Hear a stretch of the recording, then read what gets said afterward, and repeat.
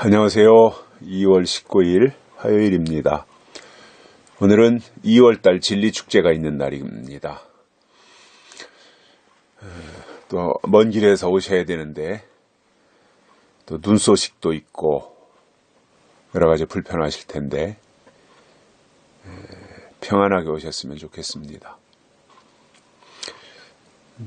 오늘 또 하나님이 주시는 신령한 은혜들이 우리의 마음 속에, 생각 속에, 우리의 의식 속에, 우리의 혈관 속에, 우리의 뼈 속에 새겨질 수 있도록 하나님의 은혜를 사모하면서 가벼운 발걸음으로 오셨으면 좋겠습니다. 오늘 말씀은 마태복음 24장에서 보겠습니다. 24장 42절부터 44절까지입니다. 그러므로 깨어있으라. 어느 날에 너희 주가 임할는지 너희가 알지 못함이니라.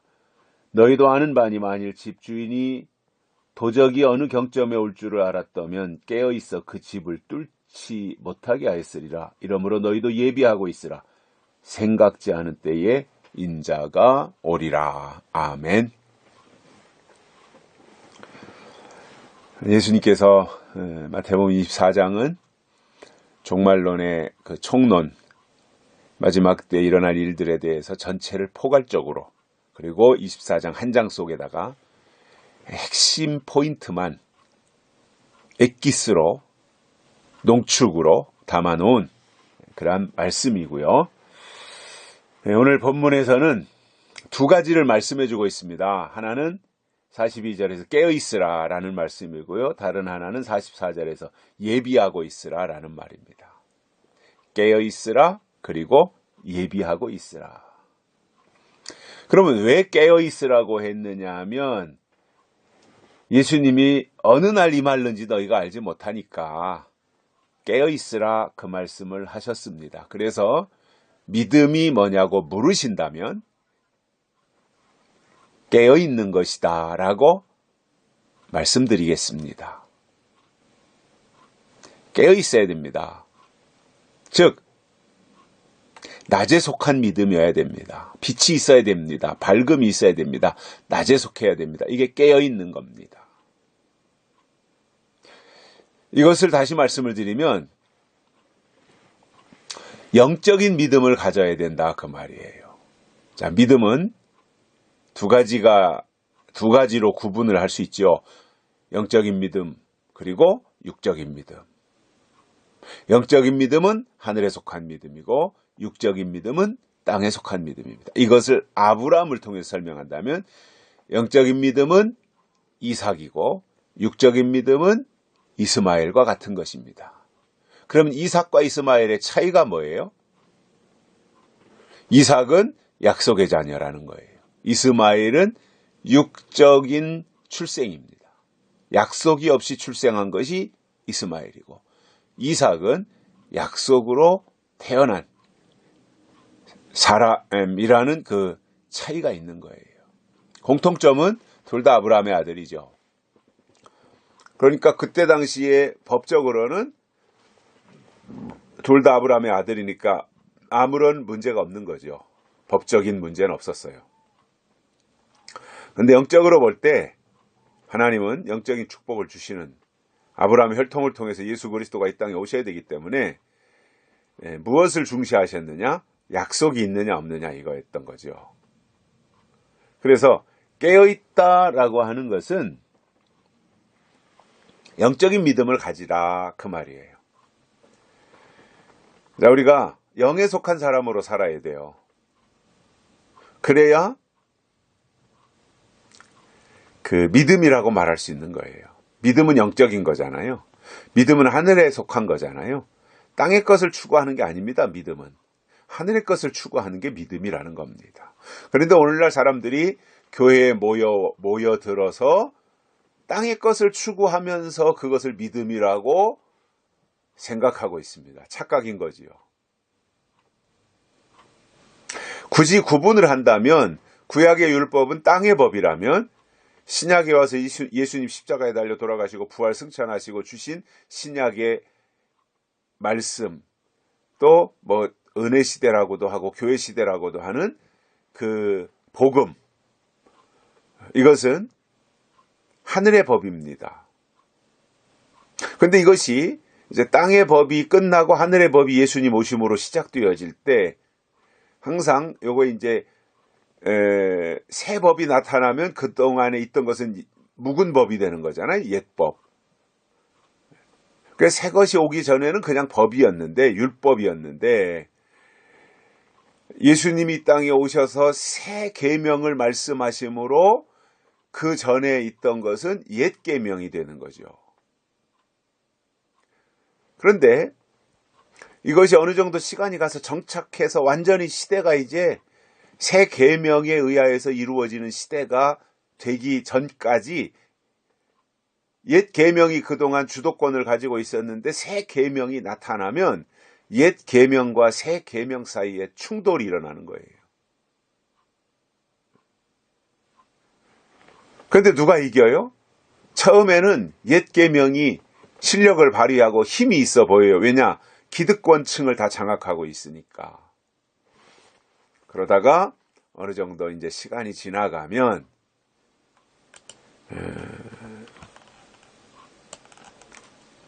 새 계명이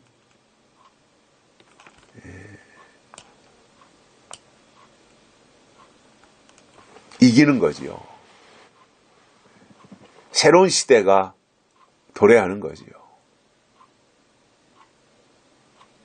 그래서 그런 것들을 우리가 바라보면서 하나님의 일들을 생각하고 준비하고 나아가는 그러한 역할을 하게 되는 겁니다.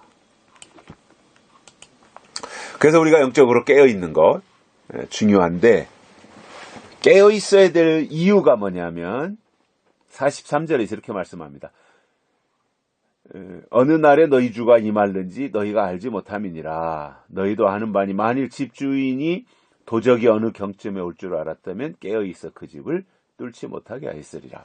그러니까 도둑놈이 언제 들어올지 알았다면 그거 도둑 당하고 있겠습니까? 어떻게든지 막겠지요. 도둑 들어오지 못하게 길을 쓰고 막지 않겠어요? 그리고 어떻게든지 깨어 있으면서 그 일을,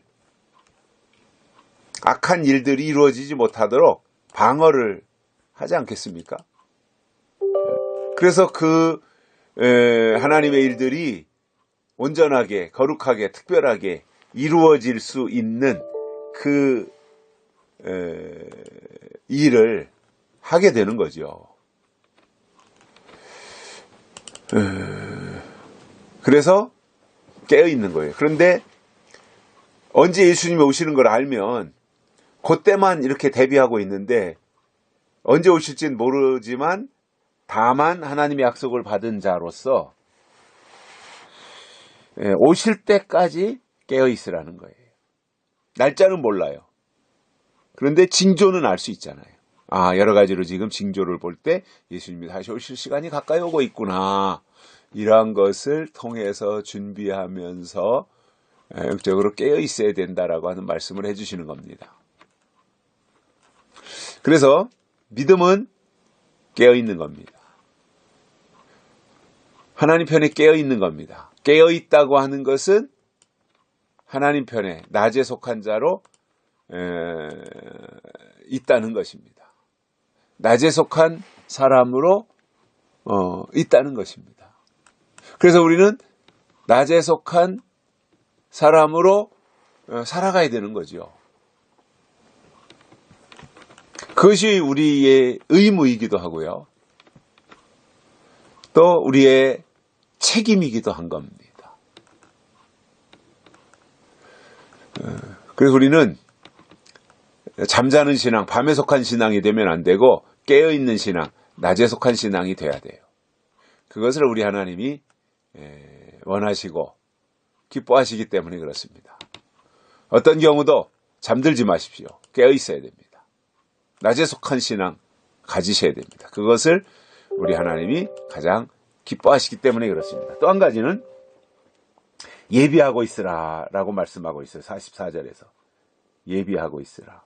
왜 예비하고 있으라고 그랬냐면 생각지 않은 때에 인자가 오리라. 그러니까 이것은 두 가지가 동시적인 거예요. 깨어있는 것과 예비하고 있는 것. 이게 같이 있어야 되는 거예요. 여기서 예비라고 하는 것은 준비인데 슬기로운 다섯 처녀가 그 기름을 준비하고 있는 것처럼 그 상태가 예비하는 상태, 준비하는 상태이지 않겠어요? 준비한다고 하는 것은 오실 것을 믿는 거예요. 믿으니까 준비하는 거잖아요. 오실지 안 오실지 뭐 막연하다면 뭐 준비하겠어요. 닥치면 그때 가서 해결하려고 하겠지요. 근데 오실 것을 믿으니까 예비하고 준비하는 거예요. 그래서 준비한다고 하는 것 속에는 이미 오실 것을 믿는 믿음이 포함되어 있는 겁니다. 자, 우리 집에 내일 귀하신 손님이 오신다라고 전갈이 왔어요. 내일 한 12시쯤 올 것 같아요. 그러면은 온다고 했으니까 그분이 올 것을 믿고 이제 미리미리 차도 준비하고 과일도 준비하고 밥도 맛있게 준비하고 이렇게 하잖아요. 왜 그렇게 준비해요? 그분이 그 시간에 오실 것을 믿으니까 준비하는 거잖아요. 마찬가지예요. 신앙이라고 하는 것은 하나님께로부터 오는 약속을 받는 거예요. 약속을 받은 자가 할 일이 뭐겠어요? 준비하는 거예요. 그리고 예비하는 거예요. 기다리는 거예요. 뭔가를 이렇게 갖추는 거예요. 내놓을 것이 있어야 되는 거예요. 믿음이에요, 그것이. 그래서 하나님이 원하시는 것이 우리에게 있어야 된다라는 겁니다. 내 것을 가지고 하나님께 가는 것이 아니라 하나님이 우리에게 주신 것을 가지고 하나님께 가는 거예요. 그게 있어야 되는 거죠. 오늘 예수님께서 말씀하신 이 마태복음 24장에서의 이 내용을 보면서 우리는 영적으로 깨어있고 영적으로 예비하는 그러한 삶을 통해서 하나님의 뜻을 되새김질하며 살 수 있는 그러한 복된 믿음의 사람들이 되기를 바랍니다. 여기까지 하겠습니다. 감사합니다.